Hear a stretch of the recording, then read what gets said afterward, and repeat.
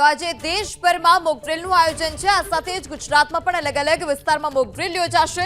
ભાવનગરમાં પણ મોકડ્રીલને લઈ તૈયારીઓ જે છે તે તેજ કરી દેવામાં આવી છે। બપોરે 4 વાગે સાયરન વાગશે, સાંજે 7:30 વાગે બ્લેકઆઉટ કરવામાં આવશે। તો અલગ અલગ વિસ્તારમાં મોકડ્રીલનું આયોજન, ભાવનગરમાં પણ મોકડ્રીલને લઈ તૈયારીઓ કરી દેવામાં આવી છે। હુમલાની સ્થિતિમાં કઈ રીતે સતર્કતા રાખવી તેને લઈ આ મોકડ્રીલનું આયોજન કરવામાં આવ્યું છે।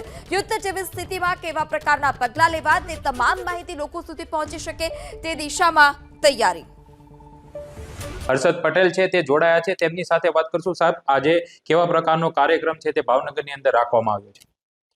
ભાવનગર જિલ્લા ખાતે આજરોજ 7 મે 2025ના રોજ સાંજના ભાવનગર જિલ્લાના જે વ્યૂહાત્મક વાઇટલ ઇન્સ્ટોલેશન છે એમાંથી કોઈ પણ એક જગ્યાએ મોક ડ્રીલનું આયોજન કરેલ છે।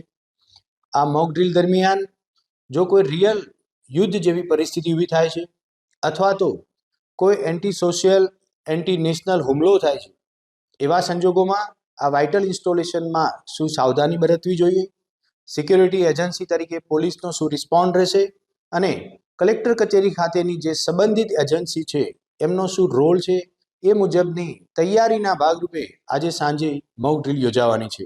સાહેબ, ખાસ કરીને જે સાયરન વગાડવામાં આવવાનું છે તેમાં કેવા પ્રકારના સાવચેતીના પગલાં લેવાતા હોય છે અને આ જે બ્લેકઆઉટ કરવાનું છે તેમાં કેવા પ્રકારનો કાર્યક્રમ છે?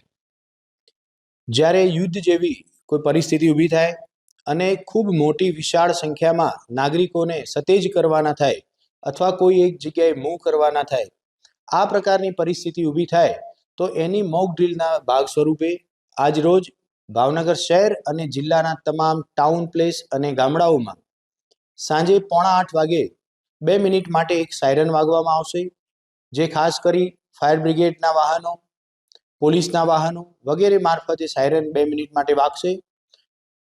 8:15 વાગે ફરી 1 મિનિટ માટે આ સાયરન વગાડવામાં આવશે। 7:45 થી 8:15 સુધી સંપૂર્ણ બ્લેકઆઉટ કરવા માટેની આ મોક ડ્રીલ છે।